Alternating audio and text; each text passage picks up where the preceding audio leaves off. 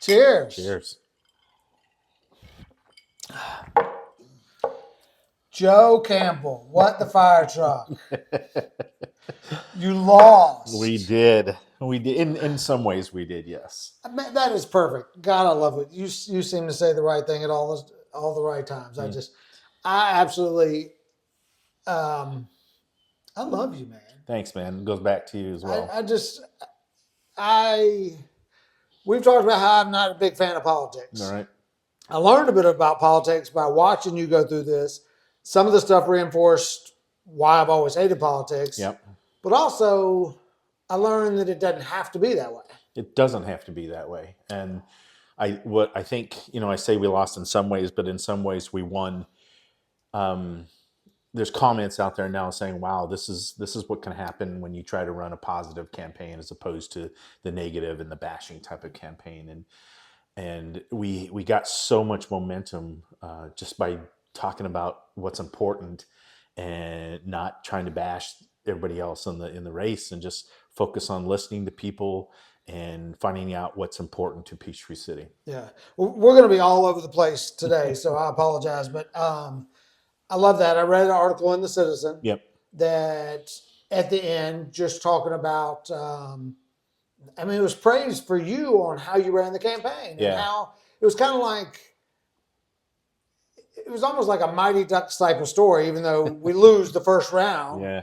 It's they were like, no one expected anything because no one, this is your first round running for anything for politics. Right. And people were just like, oh, that's nice that he's coming in there. And then people started falling in love with you and your campaign. Yep. And I don't want to keep saying you, because I know you don't want to take all that on, because it was everything about the way your whole, and I'm going to call it team, because it was your neighbors, your kid doing the videos. Yep. The people standing on the corners, our Boy Scout troop. Like, I was surprised at how many of those parents got off of their butts and got involved. And I just thought that was awesome. It was really cool, actually. And I think it reinforces that you don't do something like this on your own. And you find the people who believe in what you're talking about, or at least the ability to make change if you can. And it's not, saying they buy into it is not really the right term. They just understood and supported that concept of, wow, let's focus on what's important, and let's focus on how we can make Peachtree City better. I mean, it's already great, so it wasn't like we have a hard task, really. There are some things we got to focus on, but we live in a pretty wonderful place, and we want to keep it that way. And I think these people just bought into that concept of wanting to keep Peachtree City great. Yeah, that's awesome. I think there is a little bit of overprotection. I was going to turn that into a verb somehow, or an adverb or something. Protectionism. I look at my neighbors, and I love my neighbors. I live on a great street, and they all seem to care a lot about each other and staying in touch with each other on the whole street. But they also want to keep everything in Peachtree City the exact same. Yep. Not in my neighborhood, not my backyard, no apartments. Yep. No, we don't want bars, no new restaurants. We want the same 4 things that are here. Can you bring back the skating ring and the movie theater and shut it down from there? And I don't think that's reasonable as well. So I love new breath, ideas, and growth to an extent. We don't want traffic and all that, but we just want a fun community that we can love to live in, and our kids will come back to. That's right. That's a big part. And I think that's how we have to think about this. Yes, I love the small town feel and the green and stuff like that, but we have opportunities where we got to grow, and we got to keep up with the times.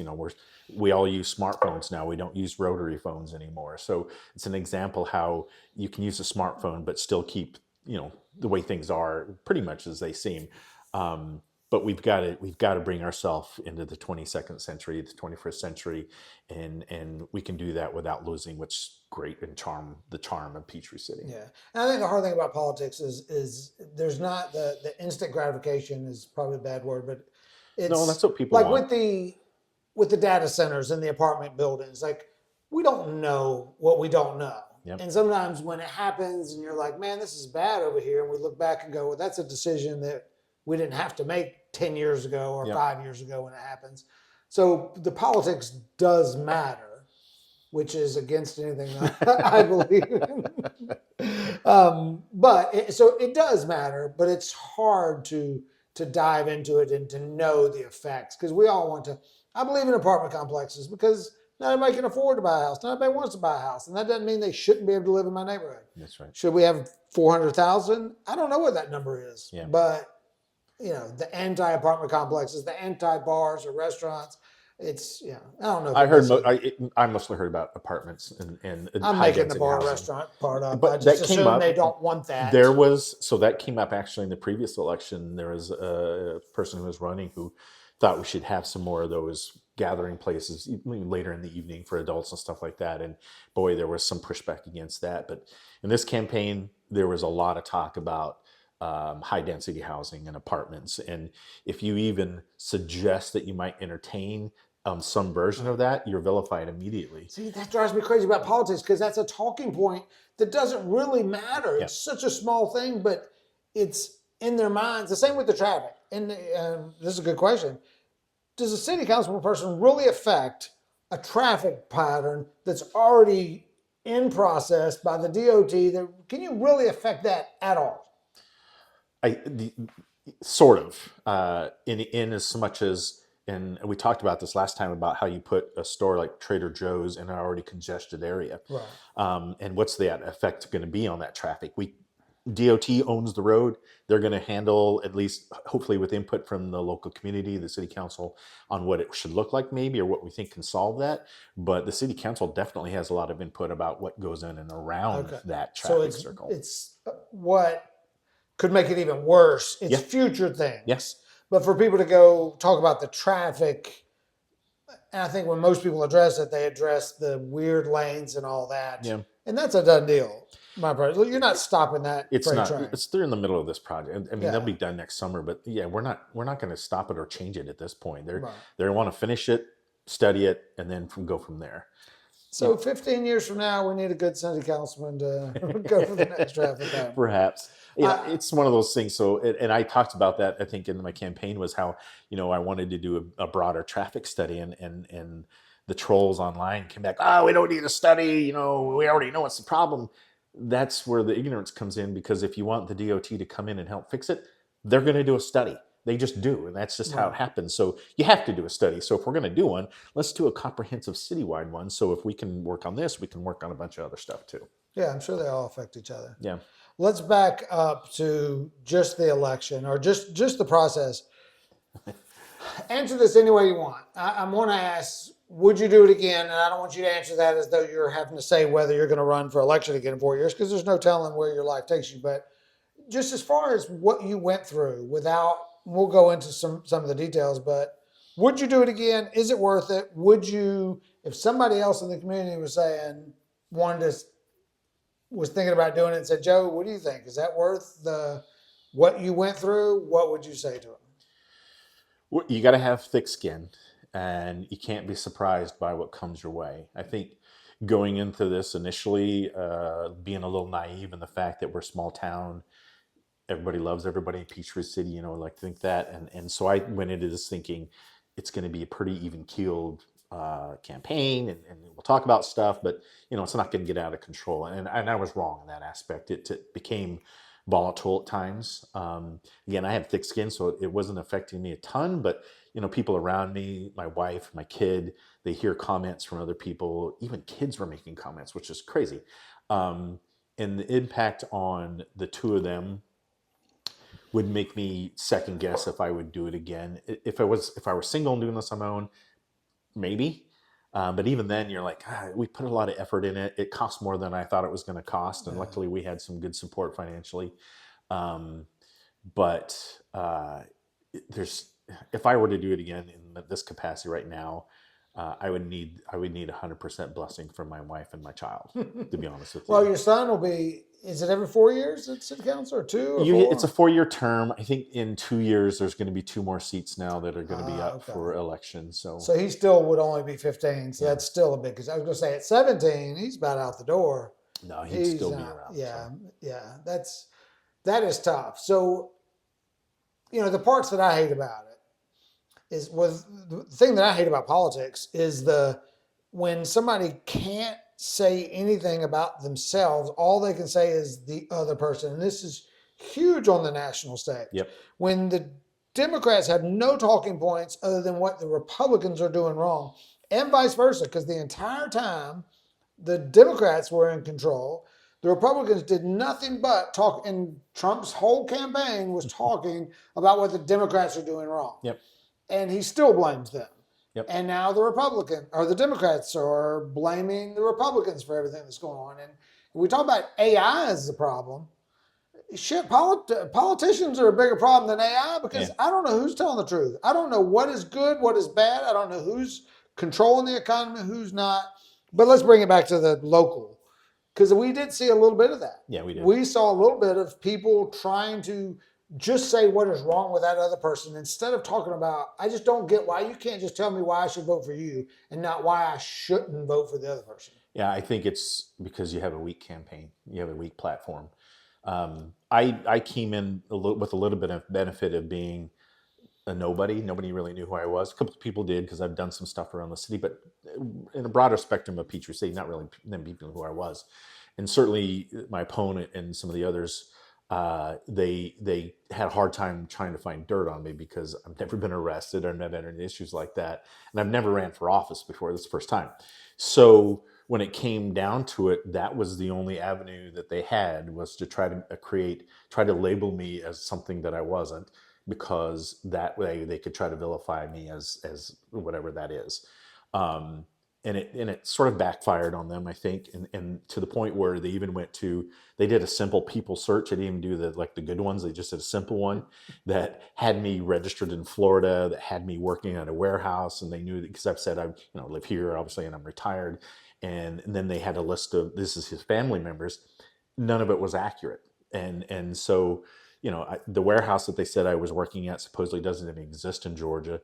And the only family members they got right was my wife and I. The rest of them, we don't even know who they were. And I think they were somewhere ethnic. And so I think they were trying to highlight some of that, I think. But it was not accurate. And that was part of the frustrating piece, especially for my wife seeing this. Like, they're saying this about you. I'm like, yeah, but you know what? It's not true. And we can say that it's not true. And we can show that it's not true. So let's just forget about it. Let's just stay the course of where we are. The problem is the people are stupid. And I'm talking to y'all. Y'all are stupid. And not in an intelligence way, but let's call it lazy. Like, you will simply believe anything. And that's why they say it, because no one's going to do the research. Yep. I'm not going to do it. They're not going to do it. It's a seed. And even if I don't believe it, it's still a seed. Yep. And it's so unethical. And to me, that is why it drives me crazy, because it's just unethical for you to plant seeds, true or not, because people are going to believe it. No one's going to do a simple Google search to find out. Obviously, if they didn't do a good enough Google search, a constituent, is that what you call the people? Yeah. The people that voted are not going to do the research. They're just going to get that negative implant and move on for their day. You told me about a person that you knocked on their door and they said, I'm voting for you because I like you, but I really don't want to because your political affiliation. Yeah. And you're like, well, that's not even the correct affiliation. It wasn't even true. So, and I saw a lot of that, and part of what I really liked about this campaign was knocking on doors. But when you talk to people, and there's certain demographics of people that you can tell just they'll believe whatever the loudest noise is. And again, there wasn't a lot about me because there wasn't anything that they really say about me, but I could hear them talking about the other candidates. And because three of them kind of ran on a slate that put the other three of us de facto kind of separate and running together, which we didn't. We are all independent. But they would say, well, I don't, you this and this and this about this candidate. And I'm like, that's just not true. Oh, but I heard them say, I'm like, did you do your research? Yeah, did you dig into that? Well, no, because they said it was the truth. I'm like, but it's not, Yeah. And that probably is one of the biggest frustration is people don't do their research. And I think there's plenty of messages that we try to put out is this: do the research, do your homework, find out about the candidates, find out the truth about the candidates. Don't just listen to what the loudest voice is saying. Right. It's almost like if anybody was ever in debate club, a lot of times you were assigned with the opposite view. Yep. And I know I've taken investment courses, and part of if you were trying to buy a stock, you had to build a case against the stock. Yep.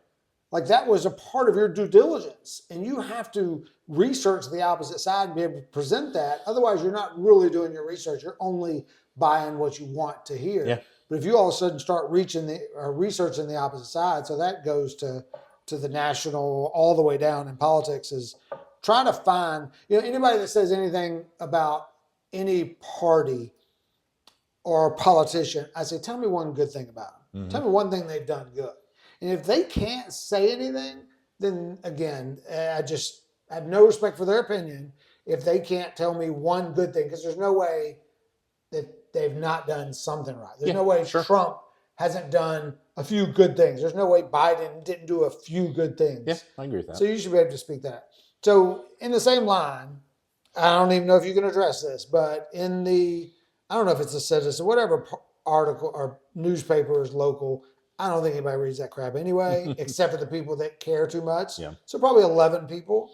But it did feel like the local papers were swayed towards one side of the park was all negative and the other side was positive.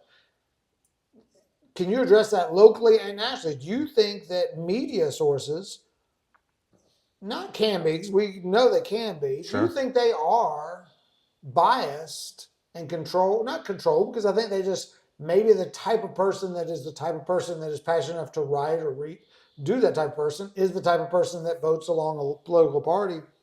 How much should we believe any local or national source when they report negative on a candidate? Is it accurate at all? Not at all. I'm sure there's a little truth behind everything, but is it biased? I think inherently there's always some bias. Is it balanced? We know it's biased, but do you think it's balanced? Bias. In my personal instance, between my opponent and myself, I think very much so, and even so much as one of the articles guy was writing about, he had incredibly nice things and positive things to say about myself, and then he admitted that he loves the other guy. He's great. He's friends with him, and he really respects him and likes him a lot. And there would have been an opportunity, I'm sure, to try to put me down in some way or another, and they didn't. And he painted us both in a pretty good light. Some of the other candidates, they didn't. But what I appreciated, I guess, is they brought the receipts and said, "Here's why. Here's the documentation as to why we're saying what we're saying." Sorry, it doesn't paint your candidate in a great light, but I didn't see a lot of just pulling things out of the air to say bad things about certain people. At least they came with some receipts. People weren't always responsive to those receipts and the facts, but when you get hooked on certain people, get hooked on certain candidates, they don't care about anything that might be said bad or that they did wrong. They just said, this is the guy we want. And a lot of times it's just strictly party driven. There's not even consideration about, is this a good person or not a good person or the right person? It's just strictly party driven. Yeah. Tell me if this technique would work. I don't know if you watch any of the college football, the pressers.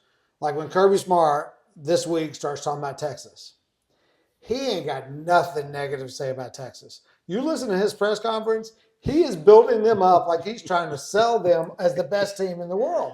And it blows my mind. I love it, but it drives me crazy at the same time. Because it all of a sudden, I'm like nervous, because he's like, oh yeah, Arch is incredible. He's going to run all over the place and they're lying and they showed everybody.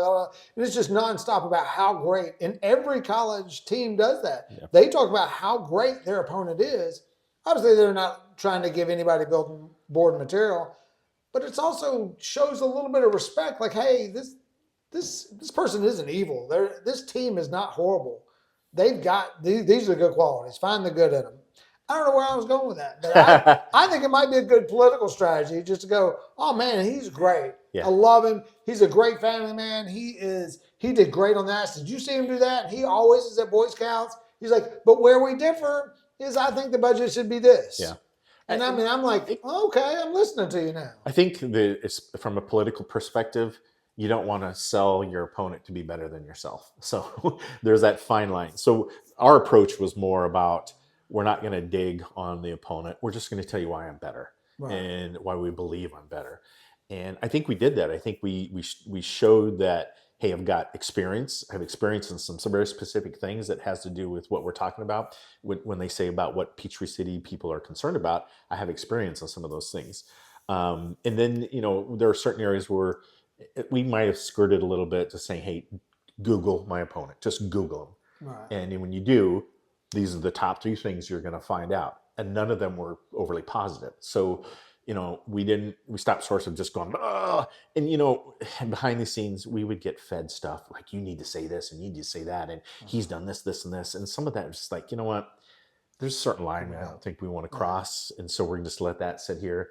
But things that you can show that people can look up and research, we highlighted that and just said, look into that. Right. And then from our perspective, we just said, listen, I've done this, and I've done this, and this applies to what we need to be done in Peachtree City. So that's why we believe I'm the best candidate. Okay. So tell me something good about the guy that did win the election. So Clint has got a ton of experience in I think in a couple different areas. I think he consults with water and water conservation and how to retain some water and how to treat it the right way. So there is some of that scientific background I think that he has that comes into play. I honestly believe he does want to have some fiscal responsibility for the city.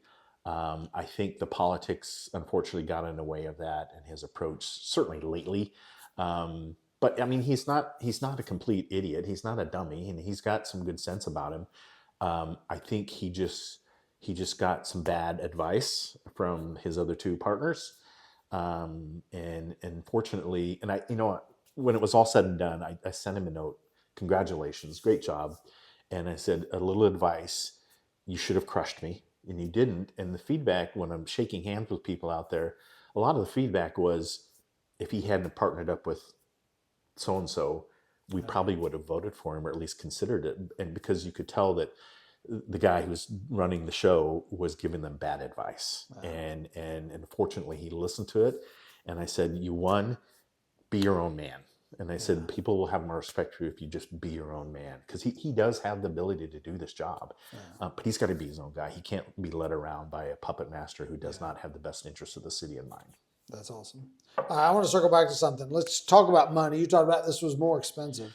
I don't know. Can you give me a range of, like, I know you got to pay for your own signs and flyers or whatever, but what is a range of money that people spend on an election like this? Is it like $5,000 to $50,000, or is it smaller or bigger? Or is it? So here's how naive I was when you first start this thing. You have to turn in some initial paperwork that says, I'm going to collect donations, but not to exceed $2,500. And so From one person? Just overall. Total. Yeah. And that's kind of a start. If you do get more than that, then you just file different paperwork after the fact. But I went in thinking, I'm not going to be doing any more than this, and turned it in. Them signs cost more. So I'm pretty confident I spent on the low end, just because our campaign was when you talk about grassroots, it was literally grassroots. The money that we raised for our campaign came from our friends and neighbors. There were some people we met on the campaign trail out there that donated out of the blue. I'd never met before. And I made it a point, if we got those type of, I wouldn't talk to everybody, but when I saw this one donation come in, I don't know who this person is. Wow. And, they had to add their address and stuff. So I drove out and met them, and we're pretty good friends now, just because meeting them and understanding the reasons why they were donating and because they believed in the cause. I will say that, again, we were on the low end. You've got to come in prepared to at least spend 15 grand. And that's on a local small town. Wow. So what will be a high end? Because we hear that the other gentleman that won another seat spent a lot of money. And I don't know if you know that number, or if you could just guess that budget, or somebody else. Like, does somebody spend $50,000 on a local election? I don't know what anybody else's numbers are. I would not be surprised if somebody got close to that number. Wow. And that is typically funded by other people. They're not just coming out of pocket. Yeah, and because you have to report it all, no matter what, even if it's out of pocket, it has And to is that be published in advance? as Like when far you're, as so we had to file. You have to file paperwork every month during the campaign. You have to disclose your financials, and so we had to disclose all the donations that came in, and we had to disclose what we spent it on. um, Even out of pocket, like if when we did some out of pocket, you have to put it down as a donation in kind, pretty much.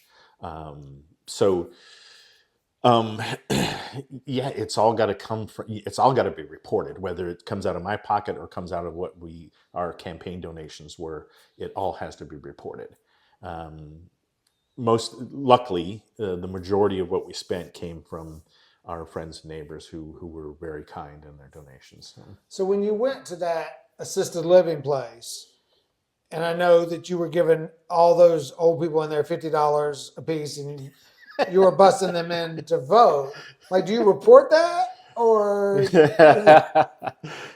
All they got were back scratchers, uh, which we got feedback from somebody else whose mom happened oh, to be you one did of go the. there and do that? I would have made that up. I No, no, was no. just kidding. I actually went to three different assisted livings. There's two of them Really? that wouldn't let me, but three of them opened their arms to us. And but we one of our tight crew here. Her mother was in one, and she goes, believe it or not, they love back scratchers. So we bought a pile of back scratchers, stuck my sticker on them, and when I went and talked to them, and we thought, sure enough, everybody wanted a back Oh, I scratcher. love it. They all got back. I made sure they all got back scratchers. So That's awesome. Well, my mom runs a what does she call it? Waymakers group for her church yeah, is it's all I don't know what age it is, 65 and up, but they have dinners. And I had a friend of mine that was running for mayor in Noonan. He wanted to come and speak to him. I was like, why you want to come talk to my mom? It was like, and there were 30 people there, and he was so excited to be able to come and be in front of them. yeah, And then as soon as the other mayor, the other person running, found out that he came to my mom's yep, next meeting. yep, He was like, and I'm like, wow, that's like, because he knew that those 30 people there, probably 28 of them are going to vote, where he can go yeah. to a high school football And I got to tell game. you, all of them had great questions. All three that I went to. The first one was just kind of a meet and greet type thing. It was about an hour. Uh, they asked really great questions. They had really great comments. Even though you think they're confined to this place, they get out and do stuff, and they definitely vote. One of them was a lunch and learn, so they were having their lunch and talking, and again, just asking great questions. And then one of them, they had me come to their happy hour, which I was like, "You guys have a happy hour?" And by golly, they do, and it was well done, and they had a guitar player there and stuff. But these people again were just asking very, very direct, very good questions. They're engaged. Our seniors are engaged. That's awesome. Yeah. That's awesome. Um, oh, I had a great question and I just lost it.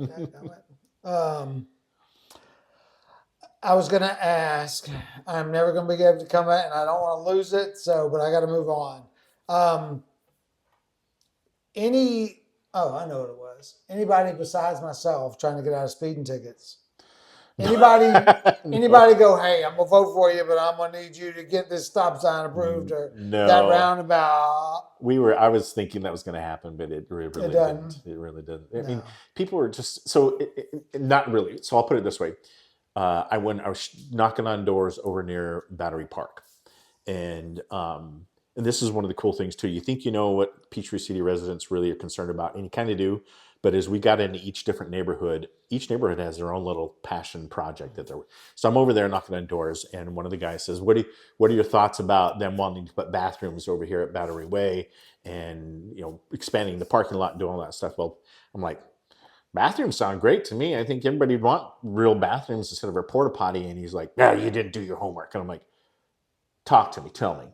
And so he started going into detail about um, there's activity that goes on here at night that is not great, and the kids are all coming here, and they're smoking the dope, and they're doing different things. And he goes, and then he started showing me pictures of this car sits there for an hour. The guy never gets out of his car. He's got Coweta plates. He just sits there. Nobody knows what he does. Blah blah blah. And I said, "Would you call the police?" "Yeah, we've called the police before."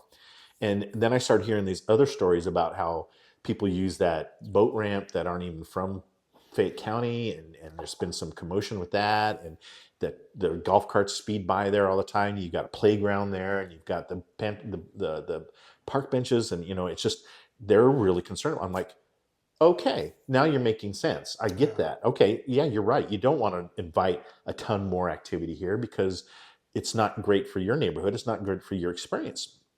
And they're like, yeah, but the city, they're all pushing this on us, and we're a neighborhood park, we're not a city park, and so they're trying to push us. And I'm like, okay, I get it, I understand. I said, well, you know what? That's a neighborhood park? It is, and if you look on the city site, it'll tell you it's Okay. listed as neighborhood park. So there is an instance where they weren't asking me to say, hey, you got to be against this. They were just saying, what do you think? And I was upfront and honest at first, but then I'm like, when I walked away, and I probably talked to easily 30 or 40 people in one day over there, and 90% of them were, we don't want this. We don't want this in our neighborhood. And it wasn't so much not in our backyard, but they were giving me great examples of why they don't want to put a permanent bathroom there. They don't want expanded parking there. And they had great reasons why. And so I walked away going, okay, that makes sense to me. If that was me, I wouldn't want that either. And so and they said, well, do you promise if you get elected? And I'm like, you've convinced me that it's not a great idea. Absolutely. Yeah. And so the next step would be then, if you get into city council, we've got to be able to reiterate those points to the rest of the council saying, I'm concerned because they're concerned, and here's what their concerns are. And I encourage them that, hey, you guys gotta bring this up, and like we've got this. Yeah. And they actually have a neighborhood gathering of information that they want to present to the city, and I think they will. I hope they do, because what they're talking about and their concerns are very legit. Yeah, I get that, but I don't know that not putting the bathroom, and I don't know anything about this, but I don't know that not putting the bathroom there solves the problem. Why don't we focus on the problem? Because the bathroom definitely helps, because that is a big time place where, yes, a lot of kids go there. It is. But I also go there with my kids and have since they were 3, because I live in the neighborhood right next door. Yep. And we fish, and the Boy Scouts meet there, and Yep. race people meet there. They do. And I think a bathroom there is pretty cool. I love that. That's little how spot. I went in. That's exactly how I went in. But I understand those concerns as well, because I do see the amount. One, I give teenagers the benefit of the doubt. When I go through there, there's loud music. There's some cuss words that I want to go, bruh, turn it down. Like, my kids don't. But so many people are. There's 90% of those kids are so polite. So kudos to Peachtree City parents, because 90% of those kids are polite and respectful, and when they notice it's an adult or a child, they make an adjustment or they move. And that's just life. Life ain't gonna go perfect. That is the case during the day. I can tell from experience when my son was in high school. Yeah. We'd let him go out, on his own on the weekends, take the golf cart out, do his thing. He had to come back and talk to me when he got home, so when he was home safe. And I will tell you the stories that he told me about what goes on there at night. Really? I understand why that's residents are But see, concerned. I've seen a lot of cops there right at dusk, like shooing them off. So I'm guessing they probably shoo them off, and then they know when the cop leaves. Yep. An hour later that they come back. And to your point, yes, you have to solve the problem first. So my approach would be, don't put the bathrooms in and stuff yet. Let's have a bigger police presence, not only during the day, but it's got to go well into the evening, and it's got to be prominent. They've got to be there. A big camera. How about this? Make the bathroom all glass. That way they can't go in there and hide. Do something. Just a big glass bathroom. Or just put a camera in there, right? Yeah, a camera in there. That's perfect. But their concern too was, hey, you put bathrooms in there, they're just going to go in there and do their thing, and instead of smoking or doing whatever their drugs over at Snake Island, they're going to come over and do it in there. I think you have to solve you're right. You solve the problem. Let's get police presence over there more so than there is now, and it's got to be throughout the evening, especially on the weekends. It's got to go throughout. Once you get that established and you can get some of that nefarious behavior done and out of the way, they may come around and say, okay, now we're open to having a bathroom here. Can we keep that presence going? Yeah. Something.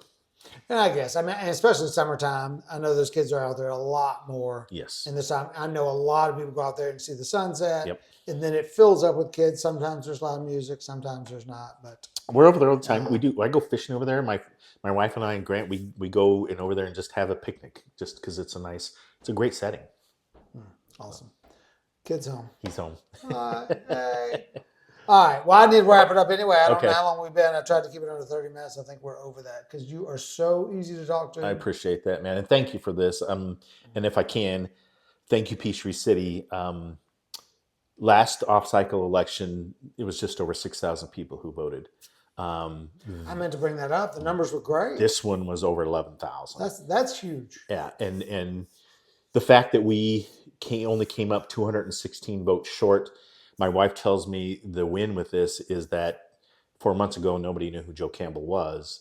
And in that time, we almost unseated the incumbent who has a very broad spectrum with his name out there. And he goes, she said, if anything, you've got to be happy with that. So thank you, Peachtree City. You are awesome. And thank you for getting out to vote. Yeah. And we talked about you leaving your website open, which is campbell4ptc.com. And you were potentially going to continue to maybe be involved in politics, like an interview. We I have don't know some if you want thoughts. to speak on that. Yeah, we have. Well, it's infancy right now, but we have some thoughts that maybe we keep the site open. We still stay engaged with the city in a couple different ways. Awesome.